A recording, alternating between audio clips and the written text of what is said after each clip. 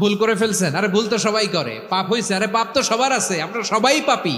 নফল নামাজে, তাহাজ্জুদের নামাজে, সুন্নত নামাজে সিজদার যে তাসবিহ সুবহানা রাব্বিয়াল আ'লা 3 বার পড়ার পরে আমার ভাইরা, মহিলা প্যান্ডেলে আমার যে মায়েরা বোনেরা আছে, আজকে থেকে পড়বেন, সিজদায় পড়বেন নাকি হুজুর নামাজে তো পড়ি না, হ্যাঁ এরকম পড়বেন তো ইনশাআল্লাহ।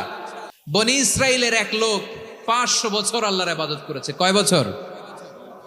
কোথায় জানেন? সাগরের মাঝখানে এক পাহাড়, ওই পাহাড়ের উপরে বসে 500 বছর টানা আল্লাহর ইবাদত।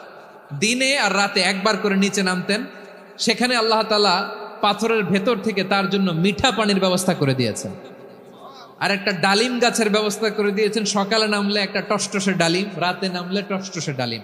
এগুলো খেয়ে খেয়ে 500 বছর সে আল্লাহর ইবাদত করেছে। আর সে আল্লাহর কাছে বলেছে, আল্লাহ আমি যখন মারা যাব সেজদারত অবস্থায় যেন মারা যাই।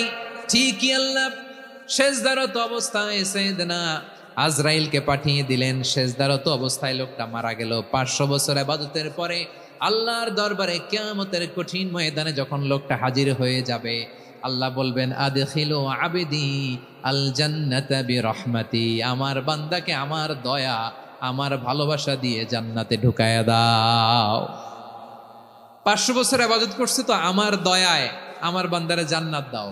এই বান্দা বলে বালবি আমালি, আল্লাহ তোমার দয়া লাগবে কেন, আমি আমার আমল দিয়ে জান্নাতে যেতে চাই। কি দিয়ে? কথা বুঝে নাই বোধহয়। আল্লাহর এই বান্দা কি দিয়ে জান্নাতে ঢুকতে চায়? আমল দিয়ে। আল্লাহ বলছে আমার দয়ায় আমার বান্দারে জান্নাতে নিয়ে যাও। ফেরেশতারা এ বলে আল্লাহ তোমার দয়া লাগবে কেন, সেজদা তো কম দেই নাই, জিকির করতে করতে 500 বছর শেষ করে দিলাম, আবার তোমার দয়া লাগবে?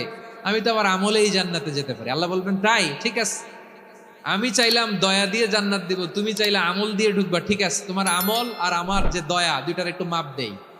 তোমার 500 বছরের ইবাদত এক পাল্লায় রাখো।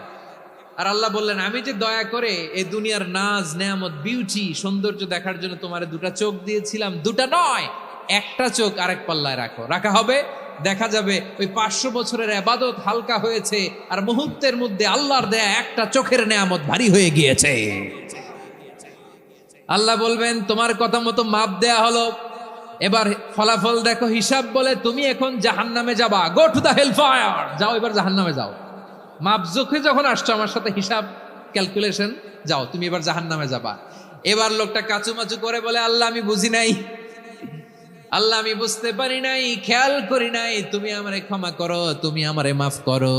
ও আল্লাহ এবার আমি টের পেয়েছি, এবার আমি বুঝতে পেরেছি তোমার দয়া ছাড়া দুনিয়ায় কেউ জান্নাতে যেতে পারবে না, কেউ পারবে না। আল্লাহ বললেন ওরে গোলাম তুই তো কিছুই ছিলি না, অস্তিত্বহীনতা থেকে তোরে অস্তিত্বে আনলো কে? ওই ছোট্ট শুক্রাণু থেকে মায়ের পেটে 9 মাস ধরে খাবার দিয়েছে কে? আবার সুস্থতার সাথে দুনিয়ার বুকে তোরে ডেলিভারির ব্যবস্থা করে দিল কে?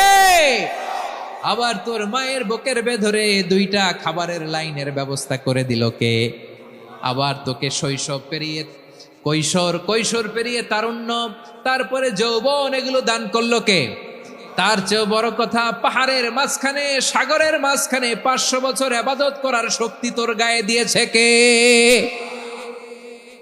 এই সাগরের মধ্যে লোনা পানি লবণের পানি মুখে দেয়া যায় না, সেখান থেকে আমি পাহাড়ের ভেতর থেকে মিঠা পানির ব্যবস্থা করে দিলাম। ওই জায়গায় তোরে রিজিকের বন্দোবস্ত করলো কে? সকাল বিকাল 2 বেলা টসটসে ডালিম খাওয়ার ব্যবস্থা করে দিল কে? তোর আবদার ছিল আল্লাহ আপনি আমার সেজদারত অবস্থায় রুহু কবজ করবেন, তোর শেষ আবদারটাও পূরণ করেছে কে? ও গোলাম আমার রহমতের তুলনায়, আমার নেয়ামতের তুলনায় তোর 500 বছরের ইবাদতের কোনো ওজনই হবে না। গোটা বিশ্বের কেউ কোনোদিন আমার জান্নাতে ঢুকতে পারবে না আমি আল্লাহর দয়া ছাড়া। হুয়া রহমানুর রহিম।